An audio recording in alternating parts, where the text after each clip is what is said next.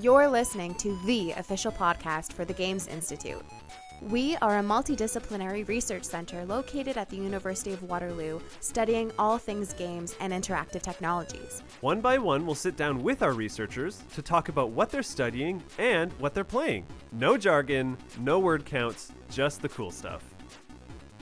Hello and welcome back to the Games Institute podcast. I'm your host, Marisa Benjamin. I'm Tobin Rossico. Co-host. Well, I don't feel like that today. Oh, you're going to wake up because we've got a guest and the two of you are going to vibe about games and have great conversation. Our guest today is AC Atienza. Hi. Can you please introduce yourself? I'm AC. My hobbies basically include making games and playing games and hanging out with people, probably to play games. Like all those things. We like all those things.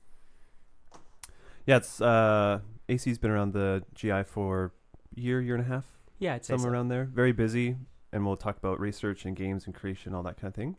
Yeah, and Tobin will do probably the bulk of the talking about the games, as per usual. Yeah.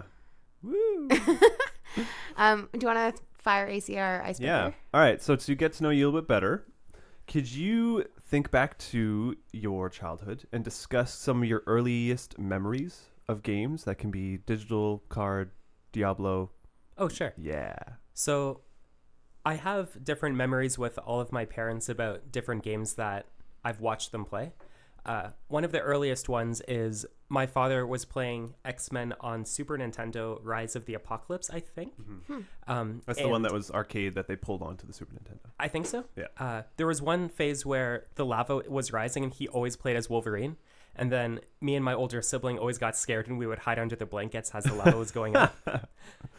I remember playing Ocarina of Time, and I basically just somersaulted into trees, and my dad got really frustrated, being like, can you do anything else in this game? Like, didn't even leave it was Kakariko, actually. Yeah, okay. Because I started like midway through his save file. He was, there you go. Like, wow, look at all these weapons. I'm like, cool. And then I would roll into the tree again. I feel like that is... We could probably do a survey of all the GI members who are kind of our age, who weren't old enough to own their own N64, and that's probably the like ubiquitous response to Ocarina of Time was like, we rented it, and there's like one file that's 100%, another one that's like they're stuck on the water temple, and another one that's like still kid. Yeah. And so we just would explore those three like varying realms of experience and play within each experience of game. How about option 4? Have not played, have not heard of it. Option 4. You've never heard of Ocarina of Time? No. Oh my goodness. That's okay. I'll show you some speed runs. It'll blow your mind. Blockbuster had a lot of that games that were one file 100%, like you said, one file middle at some bad level. Another really early memory is Donkey Kong 64. Oh, goodness. Yeah, that's that was a strange excellent. game. The game, I'm pretty sure the percentage was over 100, and I'm not sure how, but that was one of the files. All Donkey Kong games have like 105%. Oh, okay. Yeah. So I remember seeing that number and that didn't know what to make of that. Played a lot of Super Mario World. Mm-hmm. My mother played some tower game that I watched her play. My stepfather played, I think, The Lion King. Mm-hmm. And my stepmother played Majora's Mask and Animal Crossing. Oh, that was a bit later in my life. But yeah, so I have a lot of video game memories. And is it mostly Nintendo? Were you a Nintendo kid growing up? Yeah. I went all the way in and like hated PlayStation and Xbox players. And even now, when I hear news about the PS5, I'm like, okay. Like, logically, it's totally fine, but I can't shake that Nintendo bias. What do you think created this PlayStation divide? Because I think I experienced that as well, and I'm interested in your experience of that. For me, it was definitely having Nintendo Power. Okay. I got that magazine, and thinking back, having a magazine rating Nintendo games made by Nintendo is kind of funny. Yeah, it's weird. But I think just seeing the console wars and me owning Nintendo, I was like, yeah, this is me. Because I think there was an ad in Nintendo Power where it would be like Mario and Yoshi were, like the first place, and then it was like Donkey Kong was like smashing a PS something, and like they used to do that kind of propaganda within their own magazines as well, which is really funny. I remember a mantra that was like gameplay over graphics, and I would always say that. Are your memories of games all tied with people? The only memory I have of games that isn't tied to people is some World of Warcraft parts. Like, I have a very, very specific memory of being awake at 2 a.m. in my father's basement, leveling up in World of Warcraft, and I was like drinking Coke from a Lord of the Rings goblet. And that one random memory pops up really often, and that's maybe the only one without people. Interesting. Usually everyone either watches me play or I watch somebody else play. Let's talk about that, because I grew up the youngest of 7, and so I watched people play until I was like 12, when my brother bought me a GameCube out of nowhere. So I'd go to friends' house, they would play at our house. It was like Super Nintendo era. I'd watch them play. How did that inform your love of games? Because it's hard to be an observer of games. I've especially like going back to Ocarina of Time. It's like, no, you have to go the other, like that kind of response. Did you have that? How did that inform your love of games? So I think it definitely informed how I handle or think about games, because it's always a social experience for me. 2 a.m. leveling in World of Warcraft aside. Right. That's the anomaly. Yeah. But even then, it's like the end goal is I'll be a higher level to catch up with my friends or whatever. Yeah. And I mean, World of Warcraft is such a social game anyways, digitally, but yeah. Yeah, exactly. So growing up, I would just watch my parents play. Once I was able to play myself, I was better than my peers. So basically my parents and my siblings, because I was the best one, they would hand the controller to me as I beat the level, and then I would just keep the controller and keep playing. And so eventually it just became the norm that I would play the games. The exception is competitive games. I'm awful at any FPSs and racing games and all that. Yeah. Interesting. Yeah, well, Super Nintendo skills don't really translate into Halo. Yeah. You got to work pretty hard to get those. You've written about this too, right? The observer phenomenon. I don't think that was me, actually. Oh, no. I saw something on Captain's Gambit blog, which is like spoiler for listeners later. Oh, yes. Okay. Yeah, I did write about that. I was trying to figure out how observing board games could work, or how that would be interesting. Video games is a lot easier for some reason. Yeah. That's an interesting thing now to know about your history of watching and observing, like spectating video games, and then you're curious about spectating board games in a piece that I read that you wrote a year ago. Interesting. But the observer idea behind games is probably more prevalent now because of Twitch. Yeah. So I learned to play. Well, so even last night, there's a PlayStation Store sale, and I was going through, as I always do, thinking, what do I want to play these days? Found a couple things that are interesting. Immediately go to YouTube and see people play it. Yep. Right? Because I'm not going to spend however much money. And games are so expensive these days. And then on the other side, if I have a game that I know I like and I want to get better, I go to Twitch and watch people speedrun it, because those are the people who are really good at it. So that's how I learned how to play Bloodborne, was watching speedruns. Oh. I feel like putting that into practice. Is that good? No. I don't know. The board Yes game and no. spectator.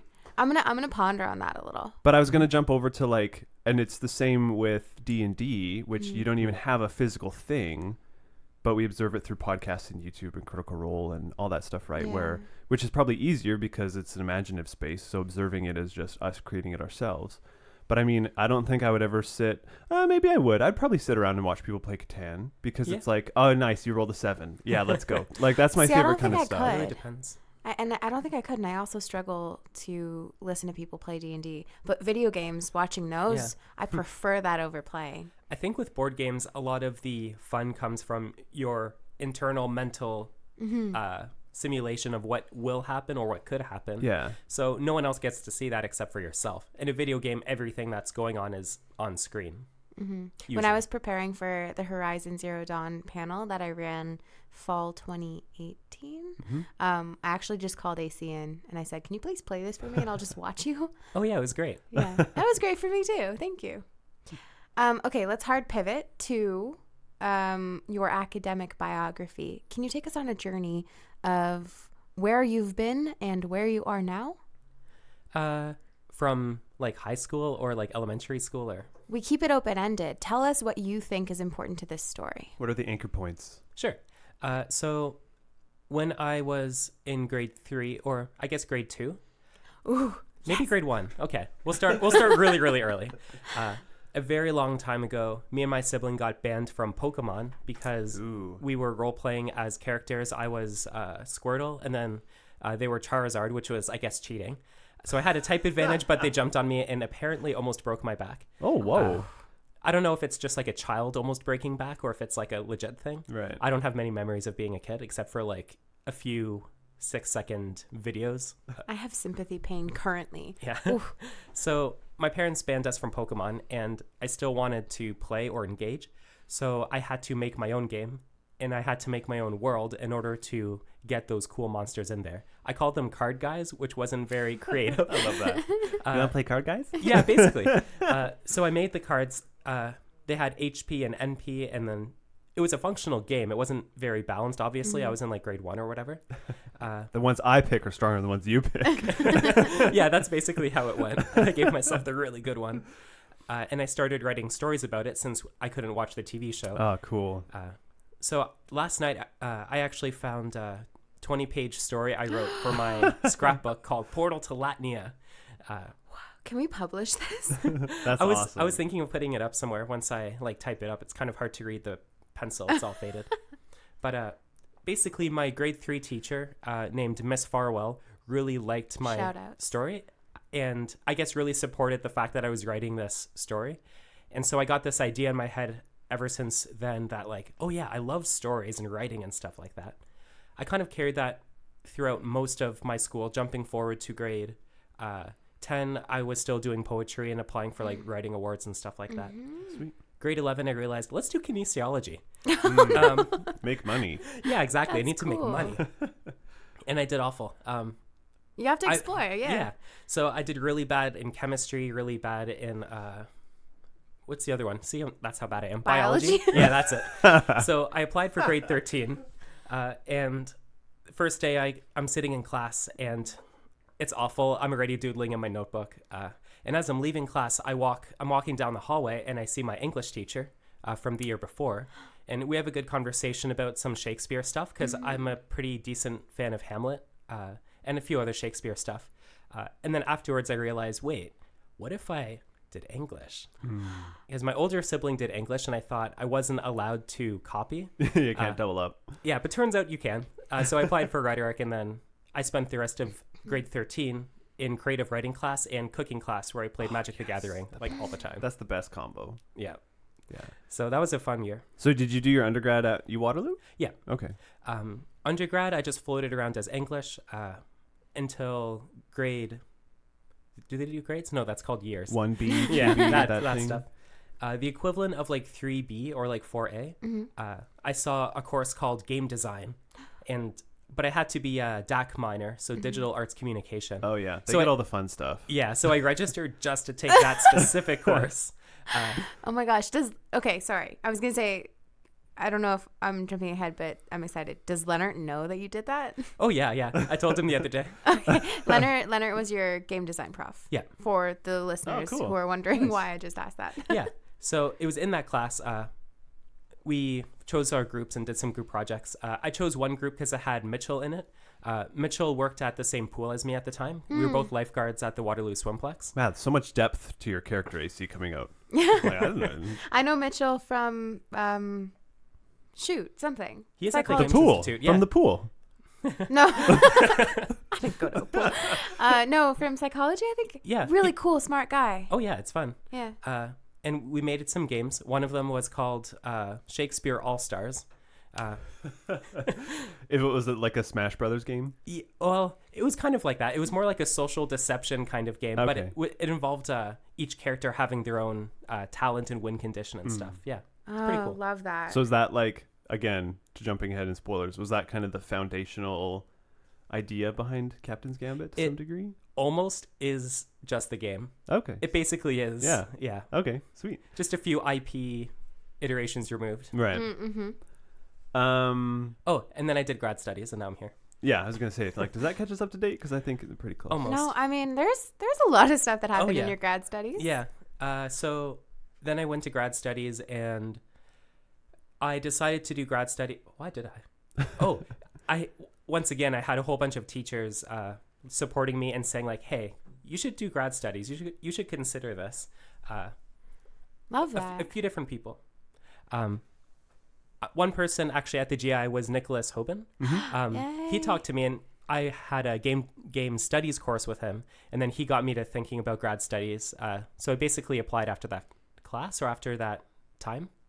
So Yeah, he'd be good to convince people to carry on. yeah, it was fun. Yeah, I met him after I had accepted my offer to grad school, but he was the one who first told me about the Games Institute. He and Alex Fleck.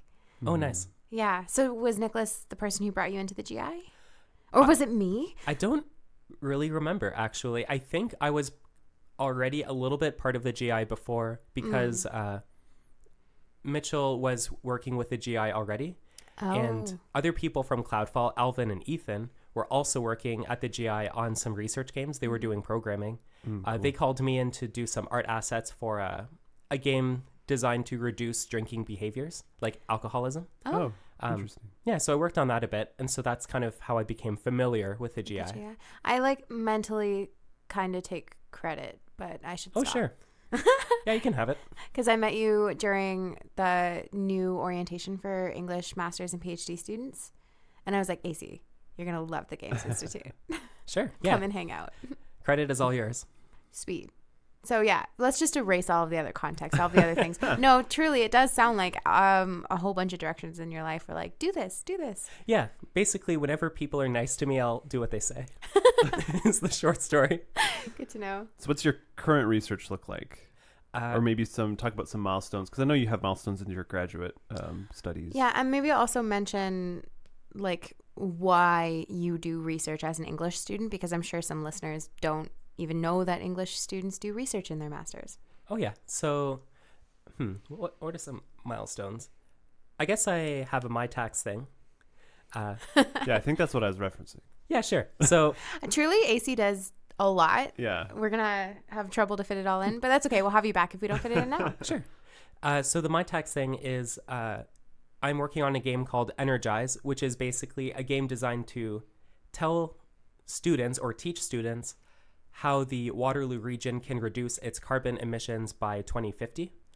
There are a lot of working parts behind that game. And so in order to get all of the knowledge that needs to be transferred over, like, happen within 45 minutes, because the game needs to be played in a classroom kind of setting, you need to get kids filled with a whole bunch of knowledge really quickly and without them getting bored. Yeah. And so I figured the best way would be to have a game. It's not my idea to make this thing a game. WGSI had already been working with the Games Institute to make a gamified version of it. Waterloo Global Science Initiative. Yes. But the game that they had was more of a simulation. Okay. And my theory was that by turning a lot of the knowledge into mechanics, you don't have to literally teach students with words. You could use mechanics to teach a lot of things subconsciously and really quickly. So my research from there is working on game poetics, which is basically creating meaning from mechanics in games. So and you're doing this for your... Oh, for my major research project, yeah. So more acronyms. Yeah, my MRP. Better known as MERP. MERP, yeah. Ugh, no thanks. I'll pass on that. You want some fresh bowls of MERP? That's what it makes me think of. Yeah. Like some oatmeal sludge with... Yeah. I'd rather have some D&D finely food. chopped MERP.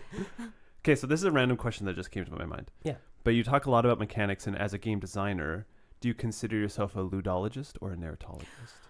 Oh, I looked up the things and I was like, man, none of these really fit me. So then I just like closed the window. Because I had to explain them to my wife. We were going for food last weekend, and she was really interested, and we were talking about how, each have merit and blah, blah, blah. She's like, well, I'm definitely a narratologist. The ludologist can just like get out of here. And I was like, okay. So I just like kept driving. So I was like, I think I'm a ludologist because mechanics are interesting, even though, I'm a story person as well. Yeah. So to be more specific about my answer, the way I want game poetics to function is if you are a game designer and you want to use a game poetics framework to put meaning into your game, it's basically how do you use meaning to emphasize whatever story is there and put meaning into that story. So I don't know where that falls. It definitely involves elements of like ludology and narratology because you need a narrative already there, kind of, Yeah. and you're emphasizing things that are there. Yeah. Kind of like with a poem, like a metaphor itself, you could say is fine, but a metaphor used to exemplify your point or whatever the poem's about, I think Right. that's like way stronger. Yeah, I mean, I've never understood why people treat ludology and narratology as if they're binaries, because they both refer to something different Yeah, that I'm are not big on binaries. No, who needs them? But yeah, like those things are not mutually exclusive at all. And a lot of the time, the narrative helps with the mechanics, helps guide you through them, and vice versa. And so, Yeah. anyway. I'm okay with people totally ignoring the mechanics in the game, but I think if you want to look for it, you can find a lot of meaningful and cool things that happen in games. Yeah. I have like a whole bunch of examples if we ever need them. Do you care to share Sure. one? We'll do one. Are we allowed talking about spoilers in here? Sure. So in the game Bastion, you want to rebuild the world because the world has been destroyed by something called the Calamity. The Celandians and the Ura are people who were at war, but they're fine now, I guess.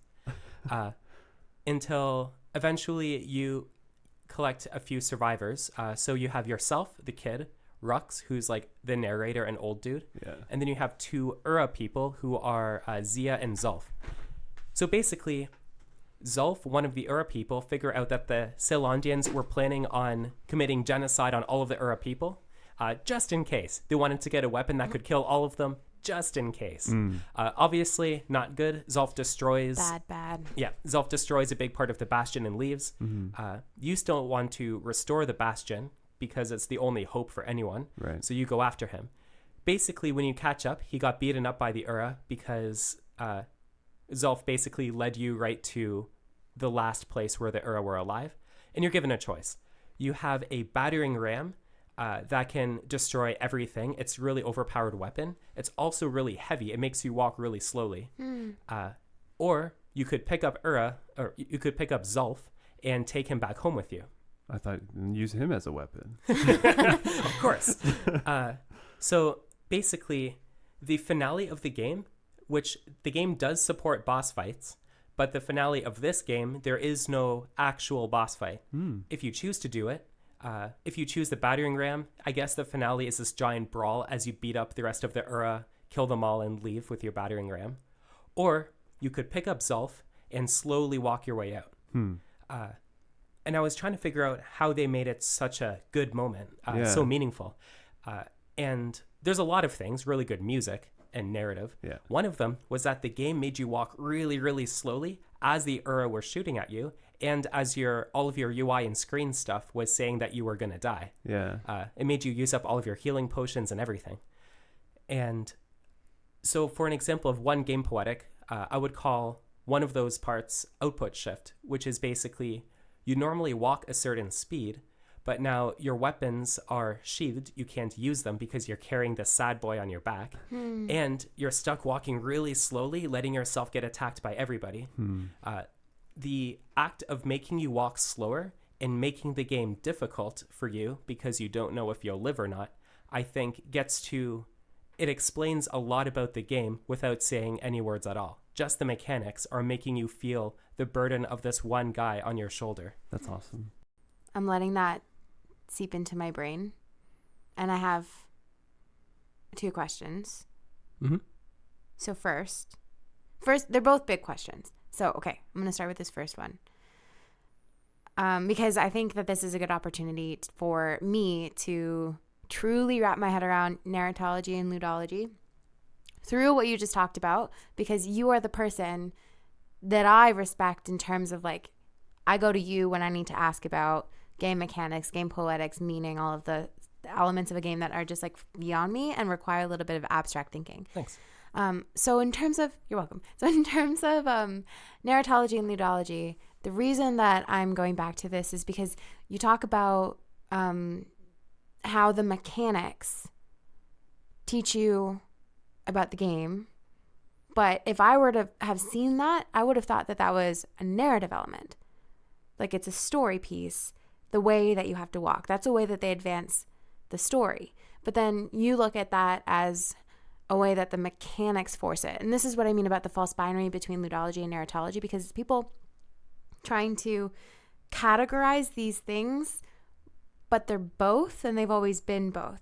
Do you see what I'm kind of getting at? I'm having trouble articulating it. Yeah, the mechanics inform the narrative in that moment, and the narrative but it's not the even shift in mechanics. But like it also is like the narrative informs the mechanics in that moment. Right, that's what because the mechanics are responding. Yes. Oh yeah. But the mechanics are informing the narrative too, because then they're forcing something else to happen, right? Yes. Like yeah. But why do people separate them? I think for fun.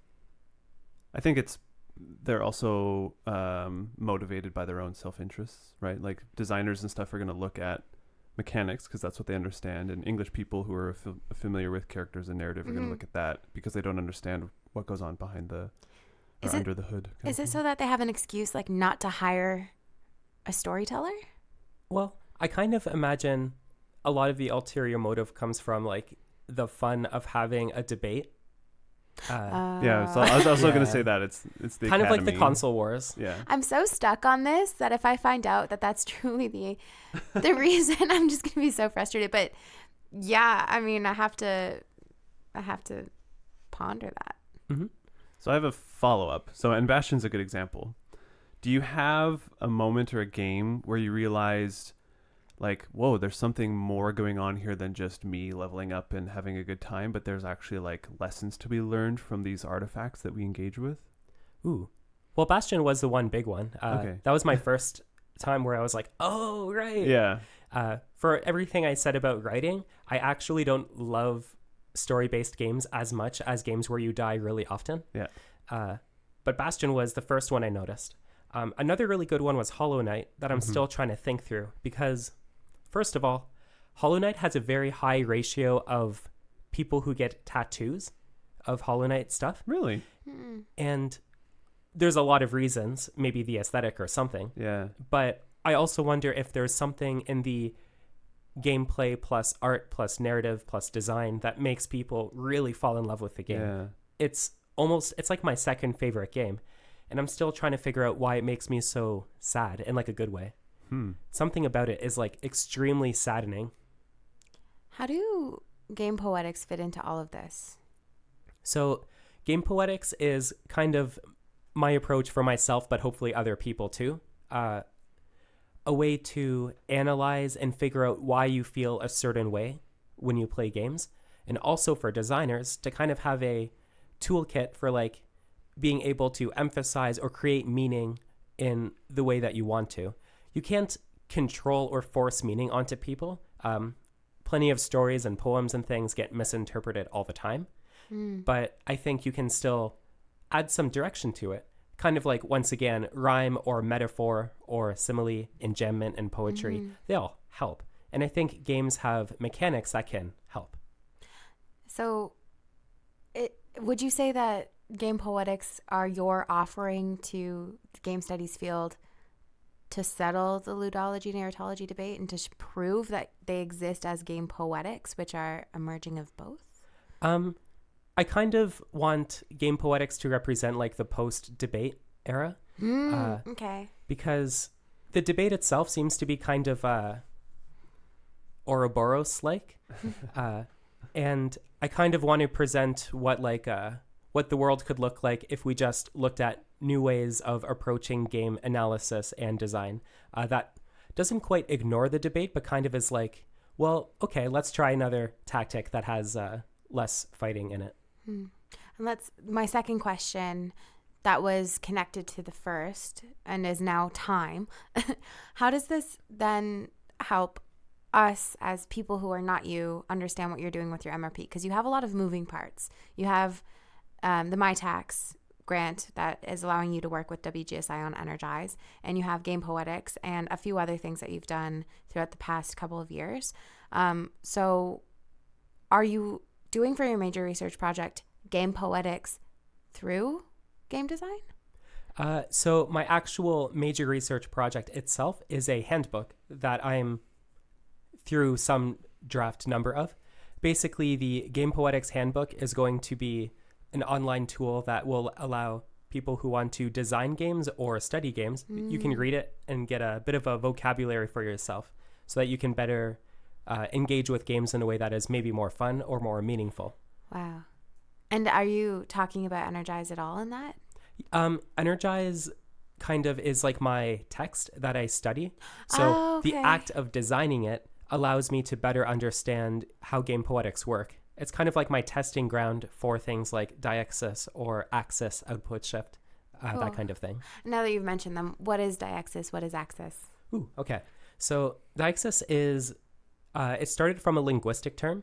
It's basically saying this versus that. And Heather Dubrow eventually decided that you could use that in poetry as well. There's plenty of poems where the use of this versus that, or here or there, those words have a lot of meaning kind of hidden behind. And I'm like, hey, games do that too. In a mechanical way, games really easily help you gauge distance by how many steps it takes to interact, for two elements to interact with each other. For a really, really simple example, if you see mountains and your character walks just straight past the mountains as they go, the mountains are probably in the background. Meanwhile, if your character goes up, the character is probably walking up the mountain. That stuff is really obvious. But you might have something where two characters, if one gets hurt, the other character gains stress or also loses health or is worse. The fact that affecting one character affects the other makes you realize that they are close to each other. The mechanical linkage actually emphasizes their bond with each other. Darkest Dungeon has that, for example, where if one person gets harmed, the people nearby are also, they gain stress. And so it affects them as well. And Axis, So Axis is kind of like the weightiness of an element on your position to your goal. So if you want to do something, if an element makes it much easier or much harder to get to your goal, then it has a strong axis. For example, if in a Mario game, let's say, just wait. For example, in a Mario game, collecting a coin gives you a coin, I guess. Meanwhile, collecting a mushroom makes you bigger and allows you to have a second life, basically. It lets you do the cool twirly jump if you're playing Super Mario World. Mushrooms have a bigger axis, and what that means is players and people and whatever, you'll probably give mushrooms a bigger emphasis in Mario's story and associate Mario as someone who loves mushrooms rather than a guy who loves coins. Little things like that. In World of Warcraft, in Legion, there was a dungeon that was like a kind of aquatic-ish theme, like a beach theme. And there were these seagulls that, they were just random seagulls, whatever. They hit you, you were stunned for a bit, not a big deal. They're easy to kill on their own, but the way they fly around and their radius where you can draw their attention is kind of big. And so while you're fighting one of the bosses, a three-headed Hydra, who's not that hard, but sometimes difficult, the seagull getting in there can destroy everybody and end like an entire Mythic Plus run. So like it can end an entire speed run of that dungeon because you pulled too many seagulls. Obviously, these seagulls were not meant to be as intense as they were. They weren't meant to destroy anybody. All of the jokes that popped up, though, were about seagulls being like demonic or having this ultimate power or whatever. Amazing. I think by looking at joke characters that are really strong or whatever, or like cuckoos in Legend of Zelda, you can see when something has a disproportionately high axis because suddenly they have all this emphasis of being powerful when they weren't meant to be. That is so Yeah, those are great cool. examples. Yeah, Birds. I want to read this handbook. Wow. No, I mean, okay. So my brain loves this, but it's a little bit sore. So excuse me if I'm not giving like eloquent responses, but all of this stuff is so cool. And I'm so excited to see how you take all of this. What I particularly love about the way that you're advancing these game poetics is that you have multiple things that you're developing. So I want to talk about like the other projects that you have been a part of and that you have on the go. But I first think that it's important maybe to get your thoughts on why creating even helps you generate ideas for your research. Sure. So iterative design in general is you make something and then you think about what you made. and then you do it again. What if people don't know how to think, though? So iterative design is a lot of reflection and gathering experience. One way I kind of think about it is at some point somebody looked at the outside world and figured that they could make a few laws about it, or figure like, oh man, every time I do this one thing, this effect happens. They write it down, they test it out. Yeah, whenever I let go of this, it definitely drops every time. The scientific method is basically the act of trying something, observing it, and really double checking and making sure that it happens every time. Then you can declare, hey, this is a thing. This is how the world or universe works. And then I think my impression of science is it's people testing out a bunch of things, determining what things definitely happen every time, and then sharing that knowledge with each other. So now the next person doesn't have to test out from the beginning. They can say, okay, if this thing drops, what happens if it lands on this thing versus that thing? So you're building off of previous people's experiences, so that you don't have to start at ground zero every time.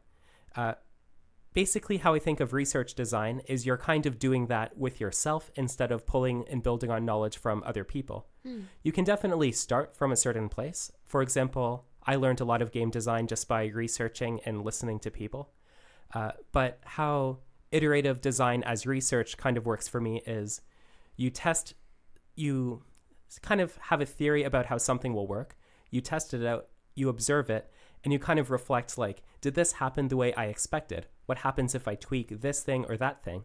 It's a lot like doing experiments, except it's with yourself and you don't need ethics clearance.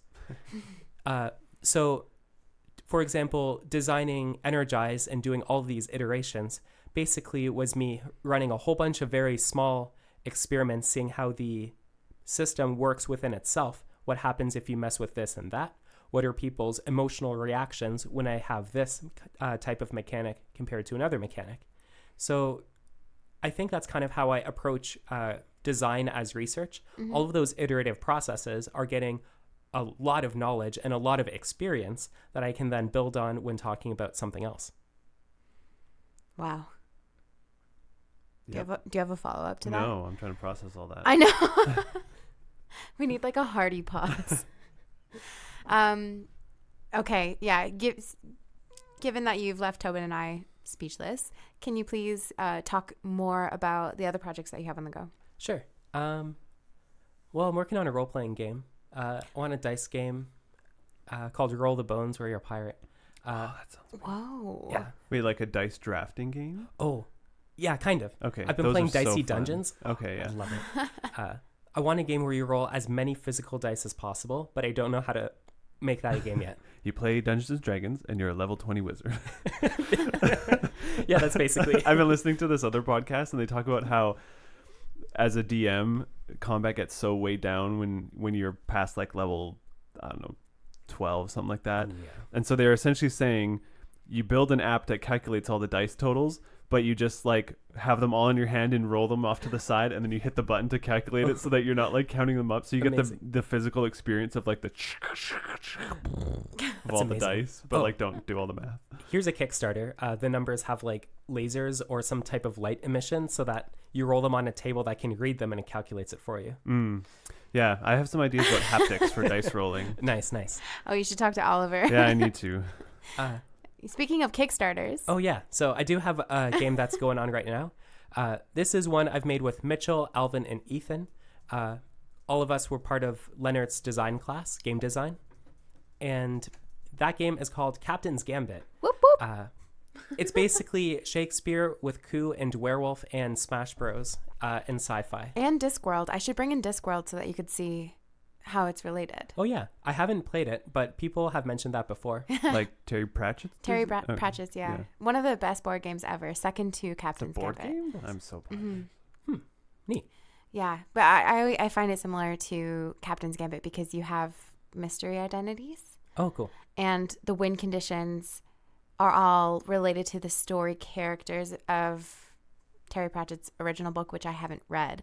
But yeah, like the way that you've created the characters in Captain's Gambit to emulate what the Shakespearean characters were originally written to be like So there are win conditions. For example, Hamlet wants to kill somebody that he's marked, but it's a secret thing.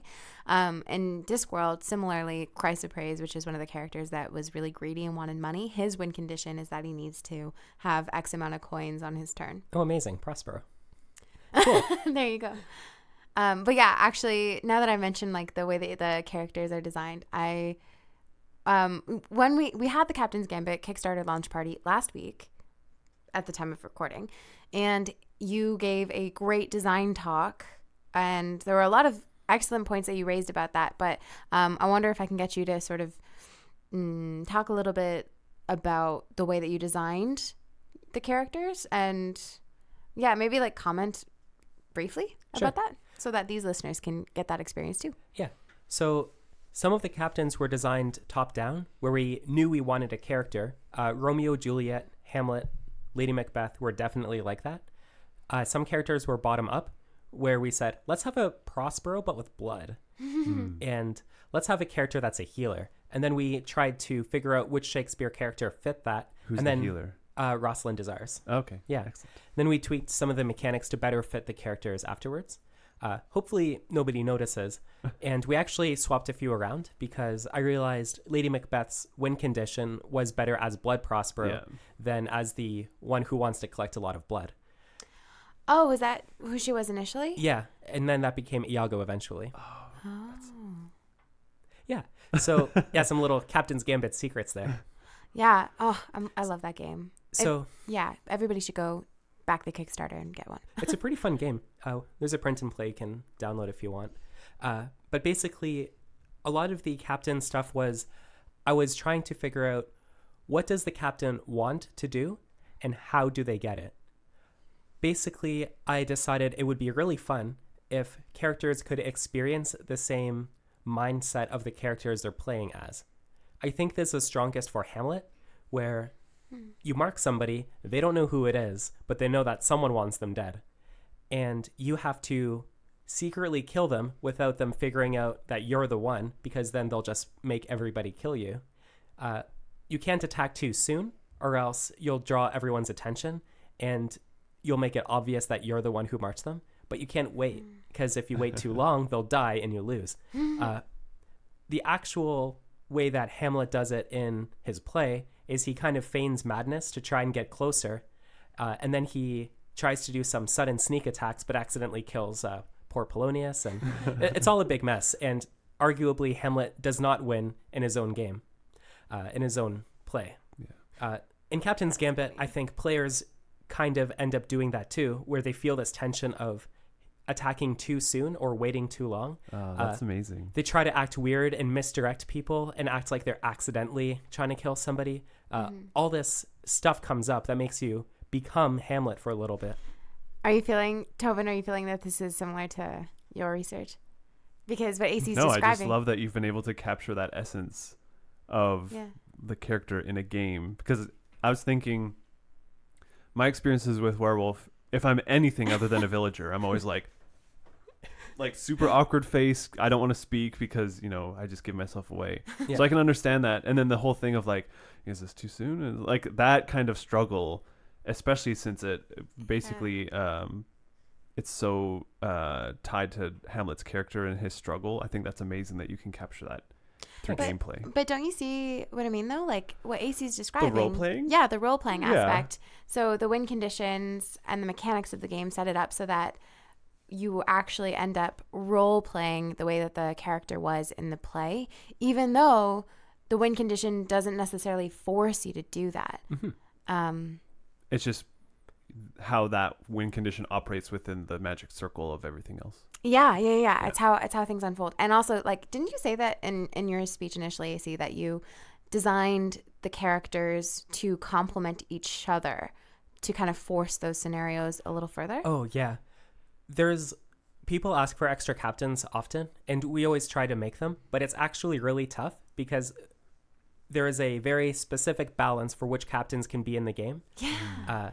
And adding one captain changes the dynamic of every other captain because they could exist, even if they don't.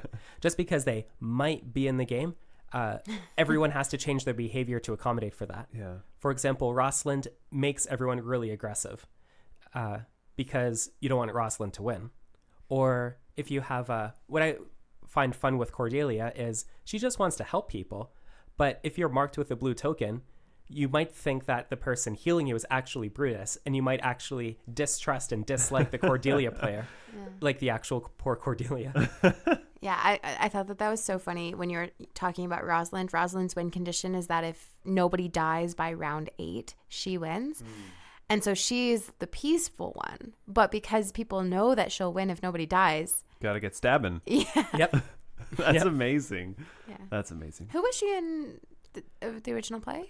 She was from As You Like It. Oh. So a little secret is I haven't read that play. I only watched like a whole bunch of like synopsis and read the No Fear Shakespeare and stuff like that. Are you trying to tell us that you have not read every single Shakespeare play? It's true. I haven't even read the play. What was it? Richard like the Fifth or something? Yeah. Oh. There's a lot of Richards. There's a lot of Richards. I haven't seen them. I think I've read maybe 3 Shakespearean plays. Oh yeah. Yeah. Count me as one of the lucky question mark ones. Coriolanus is my favorite. Oh, good to know. Fun fact. I like Merchant of Venice. Oh yeah. I wrote a fan fiction, based it in the One Piece universe, and called it Merchant of Melons. Oh And my. it was about this pirate who ate the devil fruit about watermelon. So he had like a really, I think it was like a really hard carapace or something. Basically, he was like a watermelon pirate lord. So Are we publishing that one Melon too? Lord. I would.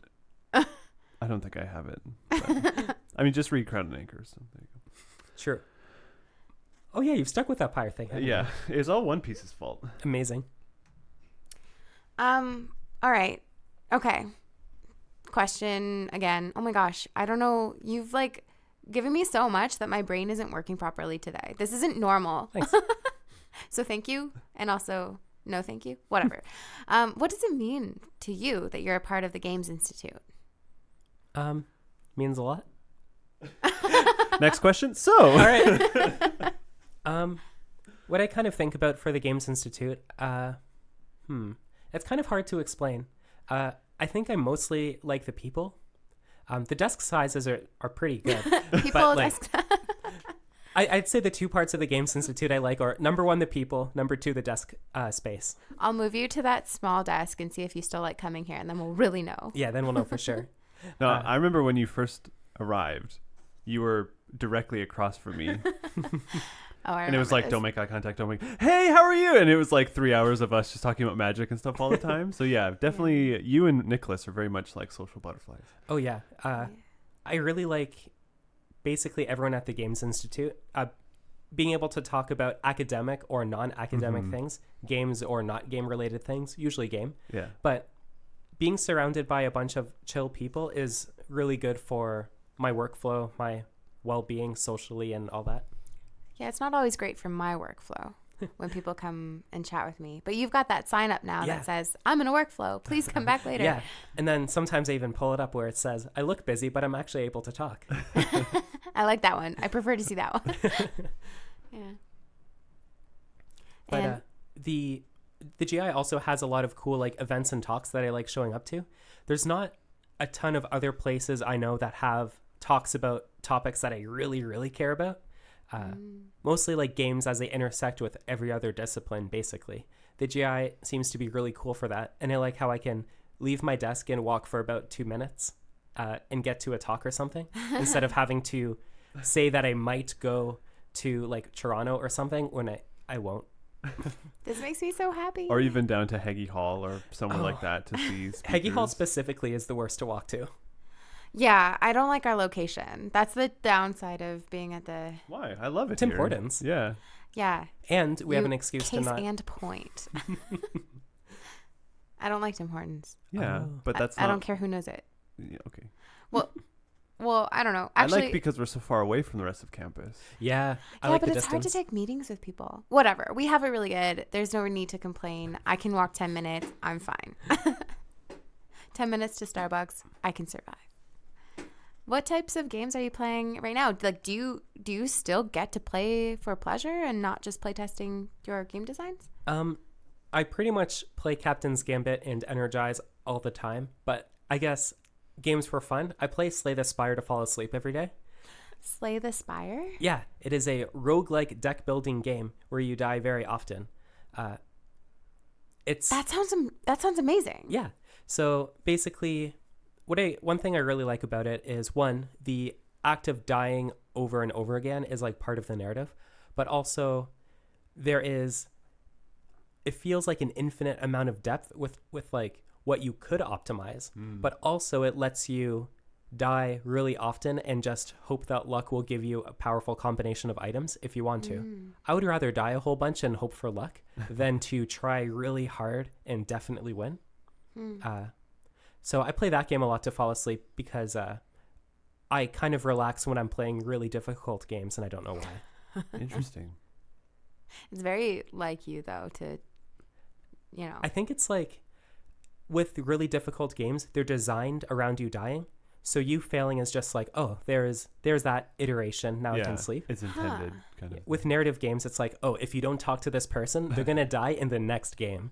And that's like stressful. I'd rather play a game where it's okay to die and mess up. It's the whole reason why I haven't picked up the Banner Saga trilogy. It's like, I'm not going to put 100 hours into game 1 so that somebody dies in game 3. Yeah. And then I destroy my Switch or something like that. Yeah. Narrative games are too stressful, weirdly enough. Yeah. We need more game poetics in those narrative games.